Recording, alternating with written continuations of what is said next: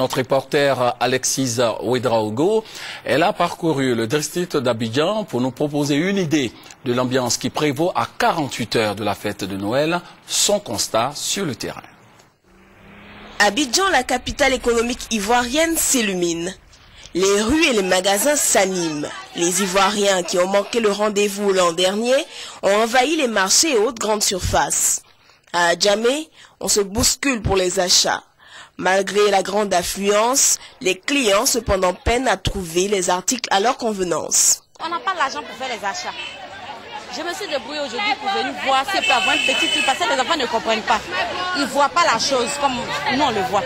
Donc on est obligé de faire quelque chose pour eux. Les commerçants non plus n'affichent pas le sourire des grandes traites. L'année passée, en tout cas, on a vendu, on a eu l'argent, mais cette année-là, la mairie ne nous laisse pas, FSU ne nous laisse pas. Depuis maintenant, on est en train de dialoguer avec les gens de mairie pour vendre, mais on ne peut pas vendre, ça ne marche même pas même. Ailleurs, à Marcory, les grandes surfaces ont fait peau neuve. Dans ce magasin, par exemple, on salue le retour de l'ambiance des fêtes de fin d'année. Pour moi, les fêtes de Noël, c'est comme revenir en enfance. C'est fêter en famille. Tout le monde se réunit, bon, souvent on ne voit pas papa et il vient, c'est intéressant. Ça fait plaisir vraiment de fêter Noël pour les enfants, surtout qu'on sort d'une crise. Donc c'est important pour nos enfants de se retrouver, de s'amuser et de savoir qu'ils sont aimés. Cette année, Dieu nous donne l'occasion de fêter, on ne pouvait pas ne pas fêter.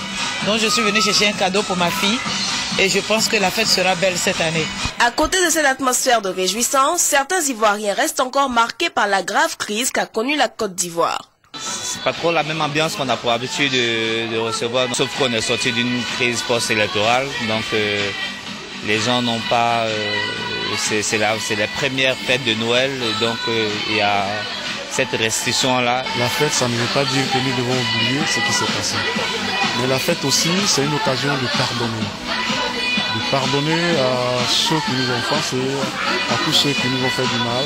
Notons aussi que les difficultés financières constituent un handicap majeur à savourer avec faste les fêtes de fin d'année.